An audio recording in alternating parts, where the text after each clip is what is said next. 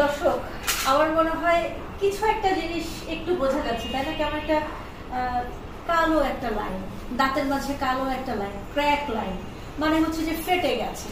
ফেটে যাওয়াটা কি খুব স্বাভাবিক? আসলে তা না। আমরা অনেকেই পছন্দ করি খুব শক্ত হাড় চাবিয়ে খেতে, তারপর হচ্ছে কোক, ফান্টা, স্প্রাইট, খুব ঠান্ডা, একদম আইস কুল ঠান্ডা আমাদের খেতে হবে, তাই না? তো সেক্ষেত্রে কি হয় জানেন, আস্তে করে দাঁতটাও কিন্তু এরকম ক্র্যাক হয়ে যায়। ডক্টর নাহিদ ফারজানা বলছি, নাহিদ ডেন্টাল কেয়ারের মোহাম্মদপুর ব্রাঞ্চ থেকে। আশা রাখি সবাই ভালো আছেন। সামনে শীত চলে এসছে, আমার মনে হলো যে আসলে আমাদের এই ধরনের পেশেন্টদের নিয়ে কিছু বলা উচিত, কারণ অনেকেই জানেন না যে ক্র্যাক হয়ে যাচ্ছে কেন। ক্র্যাক টুথ সিনড্রোম নিয়ে অনেক পেশেন্ট আমাদের সাথে আছেন।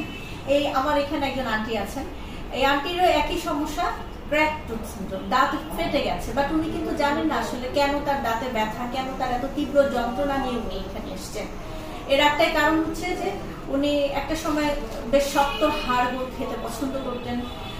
হয়তো অল্প বয়সে তখন দেখা যেত যে কোল্ড ড্রিঙ্কস যেগুলি, সেগুলো উনি খেতেও পছন্দ করতেন, বাট এখন দাঁতের এই সমস্যার জন্য সেটা ওনার জন্য এখন নাই হয়ে গেছে। ভয় পাওয়ার কিছু নাই। এই ধরনের দাঁতের সমস্যা কেন হয় আমরা সেটা যদি জানতে চাই, তাহলে ব্যাপারটা হচ্ছে যে খুব শক্ত খাবার, বয়সের মাঝে একটা লং টাইম বয়স যখন হয়, দেখা যাচ্ছে যে 60-70 ইয়ার্স, এই সময়টাতে দাঁতে বয়সজনিত কারণে দাঁতে ক্র্যাক হতে পারে। খুব আঘাত যদি লাগে, ওই যে বললাম শক্ত খাবার যদি বেশি আঘাত লাগে, বারবার প্রতিদিনে আমি এরকম ক্রনিক ভাবে খেতে থাকছি, তাহলে ওইটা আঘাতে আঘাতে আস্তে আস্তে দাঁতগুলি ফেটে যেতে থাকে।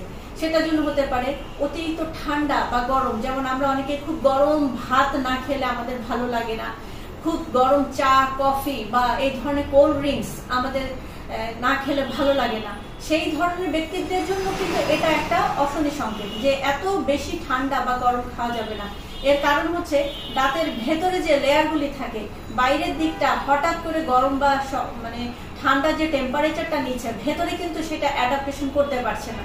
সো ঠান্ডা এবং গরমের যে তফাৎটা, সেটা যখন দাঁত সইতে না পারে, আস্তে করে দাঁতটা ধীরে ধীরে মাইক্রো সেকশনালি ক্র্যাক হতে থাকে, এবং সেটা যখন পুরোটাই ফেটে যায় দাঁতে, তখন মাইক্রো অর্গানিজমগুলি ওখানে বাসা বাঁধে, কলোনাইজেশন হয়, এবং দাঁতের ভেতরে অভ্যন্তরে যে পাল্প থাকে, মজ্জা থাকে, সেটা আস্তে নষ্ট হয়ে গিয়ে সেখানে ইনফ্লামেশন হয়, এবং দাঁত তখন পেইন নিয়ে আমাদের কাছে পেশেন্ট আসে।